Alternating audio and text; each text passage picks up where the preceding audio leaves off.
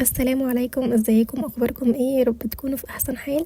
فيديو النهارده بقى هنعمل مع بعض كراكرز الافران او شيبسي الافران بطريقه سهله وبسيطه جدا، وهيطلع معانا بقى مقرمش وطعمه تحفه ومش هتفرقوه عن اللي بيتباع بره بالظبط. تعالوا بينا نبدا الوصفه ونشوف هنعمله ازاي. اول حاجه بقى عندي 3 كوبايات من الدقيق، وانا مستخدمه دقيق متعدد الاغراض. وعندي هنا بقى في الطبق ده تشكيله كده من التوابل، عباره عن معلقتين صغيرين من الكركم ومعلقتين صغيرين من البيكنج باودر ومعلقتين صغيرين من الملح ومعلقه صغيره من السكر ومعلقه من الكمون. هضيف عليهم كمان نص كوبايه من الزيت، وهبتدي اقلب كل المكونات دي مع بعض كده كويس جدا. وهيبقى معايا كوبايه من الميه، هضيف شويه شويه بالتدريج ونعجنها كويس قوي. مش بنضيف الميه كلها عشان كل دقيق بيختلف عن التاني في امتصاصه للسوائل. هنفضل نضيف الميه شويه بشويه لحد لما تتلم معايا وتبقى عندي بالشكل ده كده. هغطيها واسيبها ترتاح ربع ساعه ولا حاجه عشان تبقى سهله معايا في الفرد. بعد كده بقى ما ريحتها حوالي نص ساعه، قسمتها بالنص القطعتين وخدت اول قطعه كده على المفرش السيليكون بتاعي ومن غير ما ادهن ولا اي حاجه، وهبدا افردها بقى كويس جدا. وبنفردها رقيق، ما نخليهاش تخينه، يعني ده شيبسي فلازم يكون مقرمش وحلو مش تخين كده. فرفعوها شويه على قد ما تقدروا عشان تطلع معاكم مظبوطه وطعمها حلو. ما تقلقوش، هي هتتفرد معاكم شويه بشويه. بعد ما فردتها كده بقى هاخدها على المردانه بتاعتي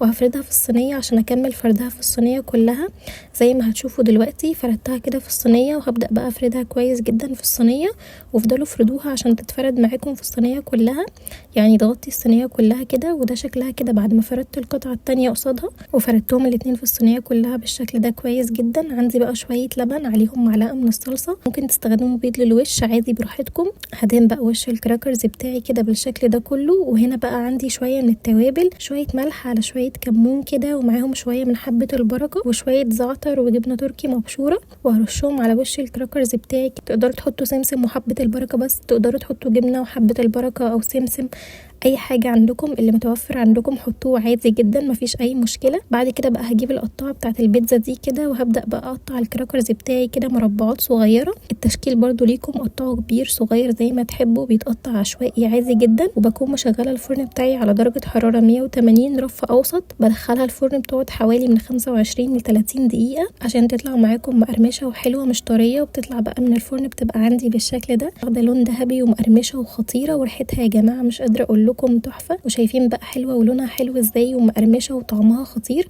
عايزه اقول لكم طعمها زي اللي بنجيبها من الفرن بالظبط، واحلى كمان بكتير، وحاجه نظيفه وانت اللي عاملاها بنفسك، فبجد تحفه. وشايفين مقرمشه ازاي وخطيره.